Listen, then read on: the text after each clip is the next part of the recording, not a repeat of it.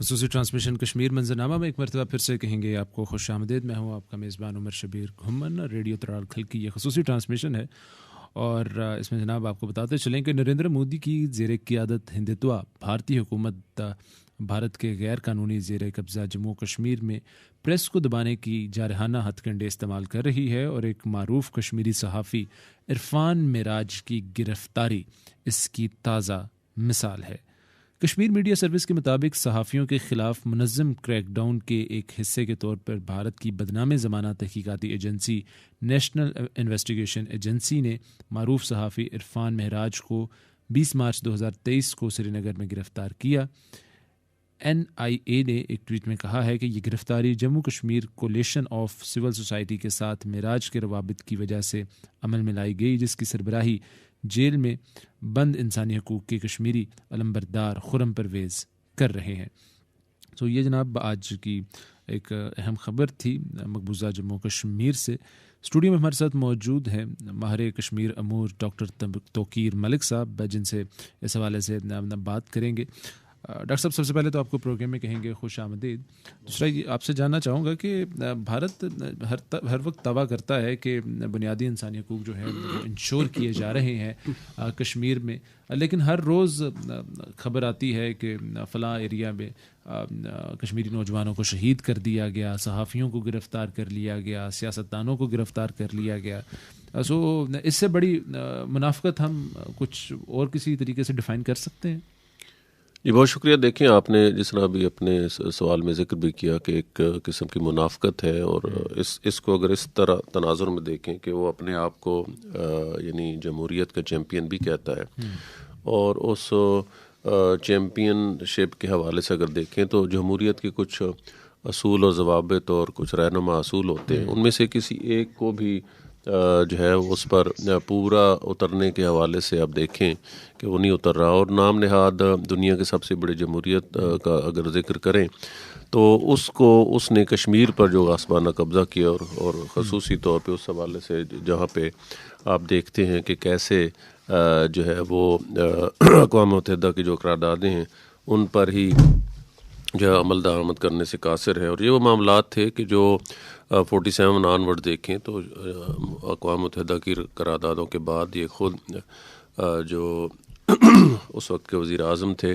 انہوں نے نہ صرف اس چیز کو مانا بلکہ ایگری بھی کیا، اور پلیبسٹ پہ استصواب رائے پہ وہ آمادہ بھی ہوئے. اس کا ذکر بھی کیا انہوں نے کشمیر کے دورے کے دوران بھی کیا نہرو نے. لیکن بعد میں اگر آپ دیکھیں تو ان تمام چیزوں سے جو ہے وہ دستبردار ہو گئے، اور آج صورتحال یہ ہے کہ اس نے نہ صرف یہ کہ اس غصبانہ قبضے کو مزید مضبوط کیا ہے، بلکہ جو انسانی حقوق ہیں یا جو ان کی خلاف ورزی ہیں وہ آپ کے اور ہمارے سامنے ہزاروں کی تعداد میں جو ہے وہ لاکھوں کی تعداد میں بلکہ شہادتیں ہو چکی ہیں، ہزاروں کی تعداد میں ڈس اپیرنسز ہیں، اور لوگوں کو جو ہے زبردستی اغوا کرنا.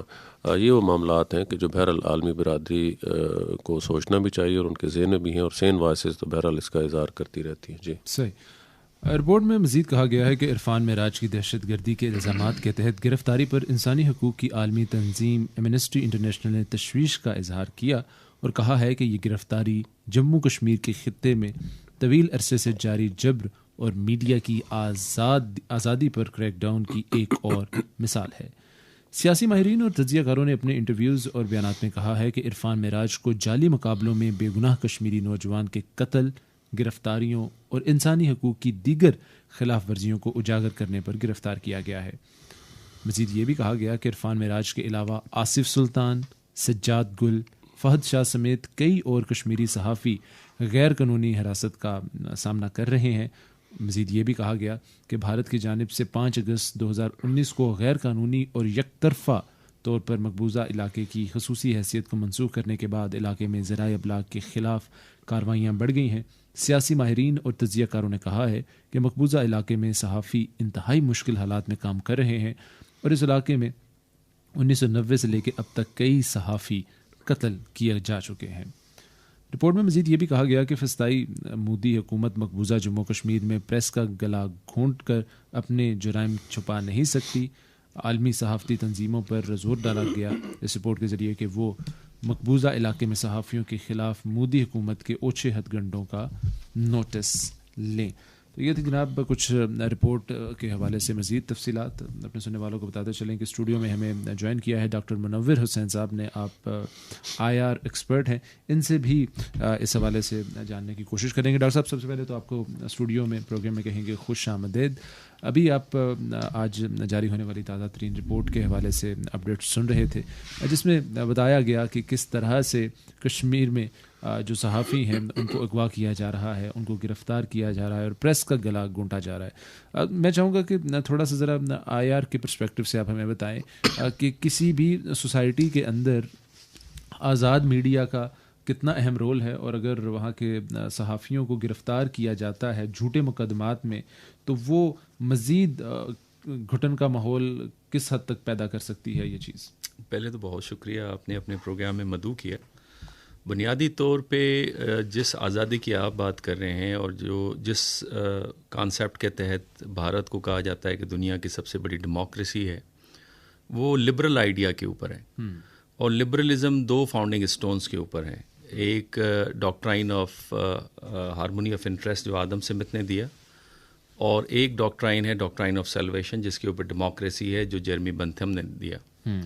ڈاکٹرائن آف سیلویشن میں یہ تھا کہ آپ میجورٹی آف دا پیپل کی اوپینین کو رسپیکٹ پے کرتے ہیں اور اس کی اوپینین کے مطابق اپنی حکومت یا اپنی پالیسیز بناتے ہیں, چونکہ لوگوں کو علم ہوتا ہے اپنے ایشوز کے بارے میں. اور اس میں جو بنیادی نقطہ ہے وہ آزادی کا ہے, فریڈم ہے. لبرلزم ساری فریڈم کے تحت چل رہی ہے, اور اس کے جو بنیادی ویلیوز ہیں جو کہ امریکن فاؤنڈنگ فادرز نے بھی دنیا کے اندر پروموٹ کیا, اور جب انہوں نے نئی دنیا آباد کی تو انہوں نے کہا we are going to make a city on a hill, ایسی پرفیکٹ سوسائٹی جو سب دیکھ کر اس کو فالو کریں گے, اور ہم یورپین ڈرٹی پاور پالیٹکس کے اندر انوالو نہیں ہوں گے. اور اس میں سب سے زیادہ رسپیکٹ جو تھی وہ فریڈم آف اسپیچ, یعنی آپ اختلاف رائے کو دیں. جمہوریت کے اندر اختلاف رائے نعمت سمجھی جاتی ہے جس سے آپ کی پالیسیز کے گرے ایریاز آئیڈینٹیفائی ہوتے ہیں. تو بنیادی طور پہ اگر جمہوریت کے اندر اختلاف رائے رکھنے والوں کو کڈنیپ کر لیا جائے, اٹھا لیا جائے, ڈیلنگ ٹیکٹس کے تحت ان کو قید مسلسل رکھا جائے, ان کو آزاد نہ کیا جائے, ان کو طبی سہولت نہ دی جائے, ان کو کپڑے پورے نہ دی جائیں, ان کو غذا پوری نہ دی جائے, تو بنیادی طور پہ یہ انٹرنیشنل لاء کی دھجیاں اڑانا ہے, یہ ہیومینیٹیرین لاز کی دھجیاں اڑانا ہے, یہ ڈیموکریٹک پرنسپل کی دھجیاں اڑانا ہے. یونائٹڈ نیشنز کے منہ پہ تھپڑ ہے, انٹرنیشنل سوسائٹی کے منہ پہ تھپڑ ہے. نارمس اینڈ ویلیوز جو انسانی اقدار جو ہیں, جو تاریخ کے مسلسل مختلف مراحل سے گزر کر انہوں نے بنائے, اور ان تجربات کی بنیاد پر جو انٹرنیشنل نارمس بیس انٹرنیشنل آرڈر مرتب کیا, اس کے منہ پہ تماچا ہے. اسی لیے میں اکثر یہ بات کہتا ہوں کہ یہ جو بھارت کا بیہیویئر ہے وہ روگ بیہیویئر ہے, لہٰذا انڈیا روگ اسٹیٹ ہے. اور اسے ایک بہت بڑی مثال تو خود یورپینس نے دی نا. BBC کی سیربین کی رپورٹ اگر ہے تو وہ کس کے اوپر ہے؟ گجرات کے اوپر ہے. اس کے علاوہ دلتس کے ساتھ کیا ہو رہا ہے آج کل؟ وہ جو پنجاب کے اندر جو تحریک چل رہی ہے, سکھوں کے ساتھ کیا ہوتا رہا, پھر مسلمس کے ساتھ کیا ہوتا رہا, کرسمس کے اوپر کرسچنس کے ساتھ کیا ہوتا رہا. تو بنیادی طور پہ جو انسانی حقوق ہے اس کی کھلم کھلا پامالی ہے. اب تو سوال یہ ہے انٹرنیشنل کمیونٹی سے کہ آپ لبرل ورلڈ آرڈر کو پروٹیکٹ کرنا چاہتے ہیں, تو لبرل ورلڈ آرڈر تو تھریٹنڈ فیل کر رہا ہے بھارت سے, کیونکہ دنیا کی ایک کثیر تعداد جو ہے وہ بھارت کے اندر رہتی ہے. صحیح. موجودہ دور میں ہم دیکھتے ہیں کہ انسانی حقوق کی حفاظت کے لیے بہت سارے ادارے قائم کر رہے ہیں, بلکہ انسانی حقوق کے اب تو جانوروں کے حقوق کے حوالے سے بہت سارے دنیا بھر میں ادارے قائم کر رہے ہیں. لیکن کیا دنیا اتنی مفاد پرست ہے کہ صرف اور صرف اپنے مالی فائدے کے لیے وہ بالکل خاموش ہے؟ میں آپ دونوں حضرات کے اس حوالے سے کمنٹ چاہوں گا. اور یہ سلسلہ کتنی دیر تک چلے گا, کتنی لینتھ تک آپ اس آئیڈیالوجی کو یا اس اپروچ کو لے کے چل سکتے ہیں؟ اکثر آپ نے ایک جملہ سنا ہوگا کہ دنیا اپنے مفادات کے مطابق ایکٹ کر رہی ہوتی ہے. دنیا میں کوئی دوست کوئی دشمن نہیں ہوتا, مفادات ہوتے ہیں. اور یہ میں اس ازمپشن کو بالکل نہیں تسلیم کرتا. اس کی بنیادی وجہ یہ ہے کہ یہ جو ازمپشن یا یہ جو نیریٹو یا یہ جو تھیری ہے وہ ویسٹ نے دی ہے اپنے ایکشنز کو جسٹیفائی کرنے کے لیے. انسانی جو معاشرہ ہے یا انسانی جو سوسائٹی ہے، چاہے وہ انٹرنیشنل سوسائٹی ہو، ریجنل سوسائٹی ہو، ریاست کے بنیاد کے اوپر سوسائٹی ہو، وہ اقدار کے اوپر ہوتی ہے، ویلیوز کے اوپر ہوتی ہے. جو نیچرل سائنس ہے اس میں ہم کاز کو دیکھتے ہیں، لیکن سوشل ورلڈ کے اندر ہم پرپس کو دیکھتے ہیں. تو پوری سوسائٹی کا ایک پرپس ہے کہ ہم ایک آئیڈیل سوسائٹی کو مرتب دیں، جنت نظیر ایک سوسائٹی کو مرتب دیں. اس کے لیے کچھ اخلاقیات ہیں، کچھ نارمس ہیں. اسی وجہ سے تو ہم نے انٹرنیشنل لا کو مرتب کیا ہے. اس لیے تو کورٹ آف انٹرنیشنل جسٹس ہم نے بنائی ہے. اسی لیے تو یونائٹڈ نیشنز کا وجود ہے. اسی لیے تو ہیومن رائٹس آرگنائزیشنز دنیا میں ایگزسٹ کرتی ہیں. یہی وجہ ہے کہ ہیومن رائٹس کونسل خود یونائٹڈ نیشنز کے اندر ہے. یہی وجہ ہے کہ امریکہ جو اس وقت ڈومیننٹ تھیم ہے انٹرنیشنل پالیٹکس کا، کانگریس کے اندر ان کے ہیومن رائٹس گروپ ہے، ان کا جو کانگریس کے اندر رپورٹ آتی ہے پوری دنیا کے اندر ہیومن رائٹس. تو یہاں پہ اگر پامالی کی جائے اور وہ پامالی کے اوپر خاموش ہو جائیں کہ جی ہمارے چونکہ مالی مفادات ہیں، ہمارے چونکہ اسٹریٹجک انٹرسٹ ہیں، ہم نے چائنا کو کنٹین کرنا ہے، لہٰذا انڈیا کے اوپر خاموشی اختیار کریں گے.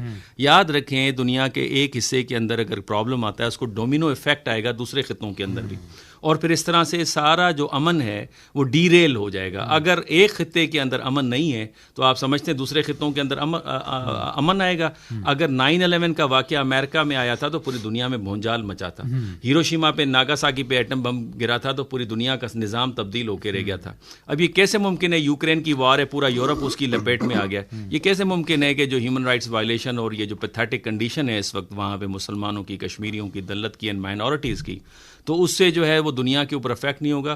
یہ وہ مجرمانہ خاموشی ہے جو کہ ہٹلر کے وقت میں اپیزمنٹ کی پالیسی اڈاپٹ کی گئی تھی. اس کا نتیجہ پھر ہم نے دیکھا دوسری جنگ عظیم کتنے لوگ مارے گئے.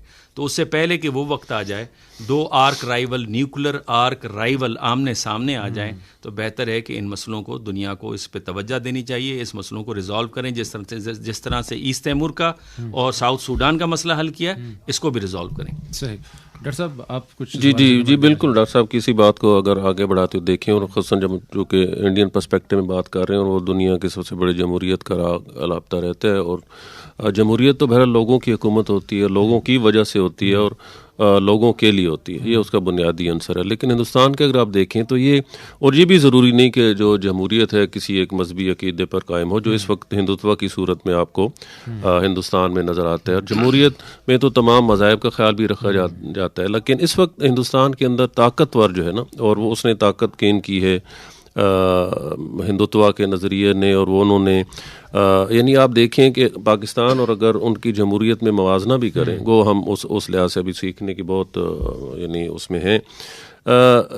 ہندوستان میں الیکشن جو ہوتے ہیں ہمیشہ پاکستان بیشنگ پہ ہوتے ہیں، اور پاکستان کی مخالفت پہ جو ہے ووٹ لیے جاتے ہیں، جبکہ پاکستان میں ایسے نہیں ہوتا. ہم دیگر ایشوز ہوتے ہیں، اور وہاں پہ اس وقت طاقت کے زور پہ جو ہے ایک قسم کی بننے والی حکومت ہے، اور لوگوں کو خوف زدہ کیا ہوا ہے. جو وہاں پہ اقلیت